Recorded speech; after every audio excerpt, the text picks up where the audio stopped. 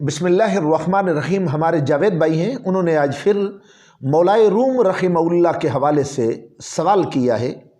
کہ میں نے کچھ حضرات سے سنا ہے کہ مولائے روم رحمہ اللہ کا قرآن و سنت کے ساتھ کوئی لینا دینا نہیں ہے۔ مثنوی شریف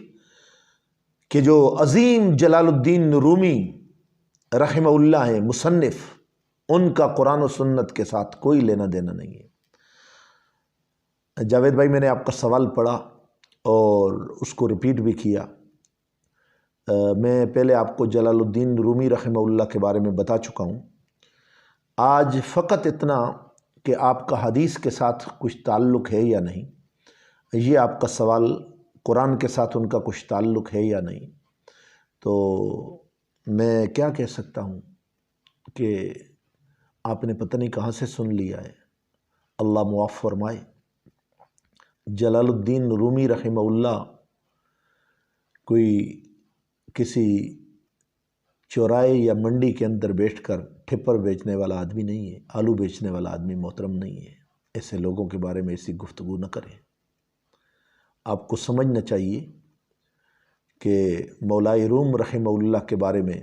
جس سے بھی آپ نے یہ سنا ہے کہ آپ کا قرآن و سنت کے ساتھ کوئی لینا دینا نہیں ہے، وہ یہ گفتگو بالکل غلط ہے۔ اس کا حقیقت کے ساتھ کوئی تعلق نہیں ہے۔ مولائے روم رحمہ اللہ کی جو کتاب ہے مثنوی شریف، اس کے اندر جتنی بھی قرآنی آیات ہیں اور احادیث نبویہ ہیں، قرآنی آیات بھی بہت زیادہ ہیں، اور اسی طریقے سے احادیث نبویہ کو تو ایک ایران کے بہت بڑے سکالر ہیں، اور ایران کی ایک دانشگاہ یعنی درسگاہ کے استاد ہیں مولانا بدیع الزمان، انہوں نے تمام احادیث نبویہ کو زبان فارسی کے اندر احادیث نبویہ کا ترجمہ کیا اور ان کو جمع کیا ہے کہ کون کون سی حدیث مثنوی شریف کے اندر موجود ہے، اور انہی کے جمع شدہ مواد کو ایک ڈاکٹر ہیں جن کا نام ہے ڈاکٹر عبداللطیف، انہوں نے یہ باقاعدہ نیٹ کے اندر آپ جائیں تو ان کا نام بھی آتا ہے، باقاعدہ ایک مقالہ لکھا ہے مولائے روم کا مثنوی مانوی میں احادیث سے استفادہ پر ایک نظر، یعنی مثنوی شریف کے اندر آپ نے حدیث سے کتنا استفادہ کیا، اس پر جتنی بھی حدیثیں مولانا بدیع الزمان صاحب نے جمع کی تھیں رحمہ اللہ، تو ان کا ترجمہ کر دیا ہے ڈاکٹر عبداللطیف صاحب نے۔ تو اس سے آپ کو اندازہ ہو سکتا ہے کہ پی ایچ ڈی سکالر لوگ جو ہے نا، وہ بھی مولائے روم رحمہ اللہ کی ان حدیثوں کو اکٹھا کر کے اس کے اوپر ریسرچ کر رہے ہیں۔ دوسری بات، یہ اسلام اور عصر جدید کے حوالے سے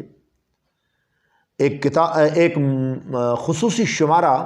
جامعہ ملیہ اسلامیہ نئی دہلی سے 2007 کے اندر جنوری تا اکتوبر شائع ہوا ہے۔ اس کے اندر تقریباً 5 ڈاکٹروں نے، مولائے روم اور 4 دیگر سکالروں نے مل کر ایک خصوصی شمارہ شائع کیا ہے کہ مولائے روم رحمہ اللہ کی شخصیت کیا ہے۔ نیٹ کے اوپر ایک نہیں انگنت مقامات پر آپ کو ایسی چیزیں مل سکتی ہیں۔ مولائے روم رحمہ اللہ کوئی عام شخصیت نہیں تھے، بہت بڑا ان کے دل کے اندر حب الہی کا جذبہ تھا، اور رسول اللہ صلی اللہ علیہ وسلم کی محبت کا ایک ابھرتا ہوا چشمہ تھا، اور رسول اللہ صلی اللہ علیہ وسلم کے ساتھ آپ کو ایک والہانہ محبت تھی، اور حدیث شفاعت کا ذکر کرتے ہوئے رسول اللہ کا ذکر کرتے ہیں کہ سید و سرور محمد نور جاں، سید و سرور محمد نور جاں، بہترو شفیع مجرماں۔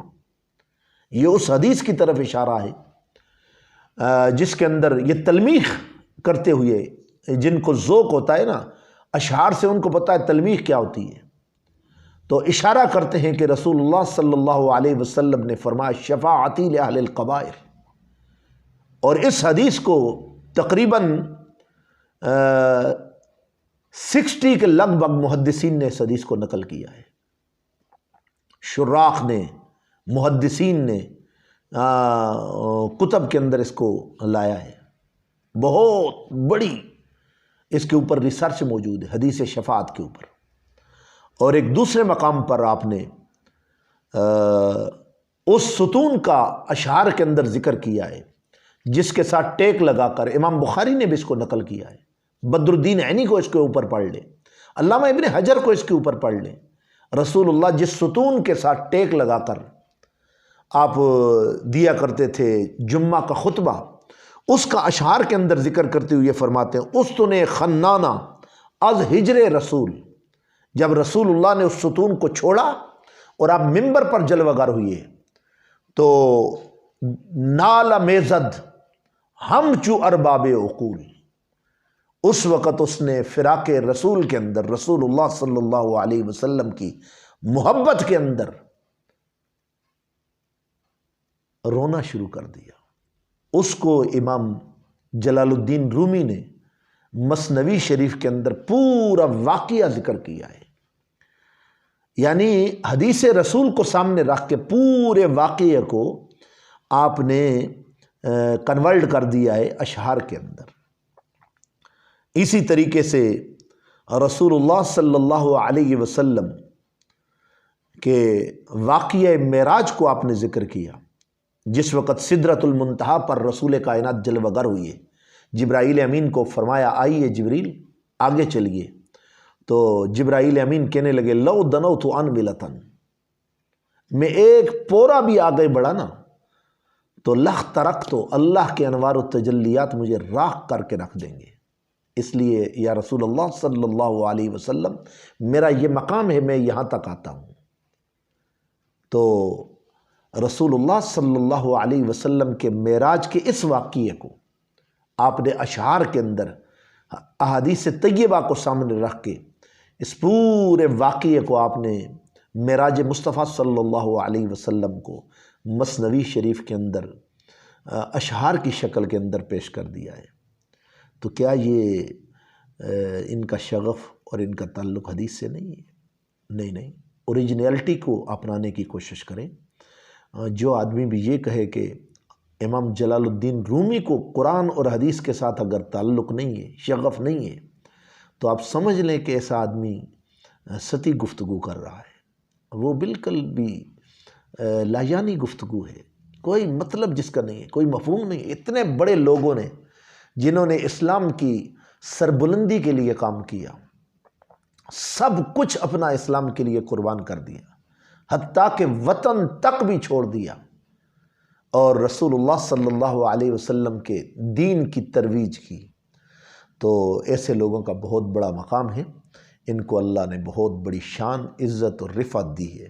ان کی شان کو، ان کی عزت کو، ان کی رفعت کو کوئی بھی ختم نہیں کر سکتا۔ اس لیے کئی صحابہ اکرام رضوان اللہ تعالیٰ علیہ مجمعین ہیں جن سے کوئی حدیث مروی نہیں ہے، تو کیا ہم ان کے بارے میں ایسے کہنا شروع کر دیں گے کہ ان کا کوئی لینا دینا حدیث کے ساتھ نہیں؟ یار چھوڑ دیں۔ آپ کو سمجھ آنی چاہیے، اسلاف کے بارے میں جو بھی آدمی گفتگو کرے گا، یہ سمجھ لیں کہ اگر اس کی مینٹیلٹی کے اندر کچھ علمی سوغات موجود ہے تو وہ کبھی بھی اسلاف کو جھٹلائے گا نہیں، بلکہ اسلاف کی باتوں کو سن کر، اسلاف کی ریسرچ کو سامنے رکھ کے پھر ہی وہ اپنا کوئی نقطہ نظر سامنے لائے گا۔ اللہ عمل کرنے کی، سمجھنے کی توفیق عنایت فرمائے۔ ہر زمانے میں جاوید بھائی اہل اللہ کے، نیک لوگوں کے خلاف لوگ بولتے رہے، کبھی تو امام اعظم امام ابو حنیفہ کے بارے میں خطیب بغدادی کھڑے ہوتے ہیں، کبھی ایسے ہی شیخ عبد القادر جیلانی رحمہ اللہ کے بارے میں امام ابن تیمیہ، گو کہ ان کو پہلے انہی کے مریدین میں تھا اور آپ کے متعلقین میں تھا، بعد میں وہ علم کے ساتھ شغف ہوا تو ان چیزوں سے کنارہ کشی اختیار کر لی، لیکن میں نے آپ کو کہا ہے کہ ہر زمانے کے اندر انہوں نے بھی بہت بڑا ان کے خلاف کام لکھنے کی کوشش کی، بولنے کی کوشش کی، لیکن اہل اللہ کا میں اسلاف کے اندر کیا یار، آپ کو ایک پوری ہسٹری ہے اسلامی تاریخ کے اندر ایسے لوگوں کی جو اہل اللہ کے ساتھ بغض رکھتے ہیں، عداوت رکھتے ہیں، وہ سمجھتے ہیں کہ اہل اللہ کو کچھ پتہ نہیں تھا، ہمیں تھا۔ اللہ ہمیں صحیح اسلامی ڈگر پر رہنے کی توفیق عنایت فرمائے۔ جیسے ہم نماز کے اندر پڑھتے ہیں اہدنا الصراط المستقیم صراط الذین انعمت علیہم، تو ایسے منعم لوگوں کے پیچھے ہمیں جانے کی اللہ توفیق عنایت فرمائے۔ وآخر دعوانا ان الحمد للہ رب العالمین۔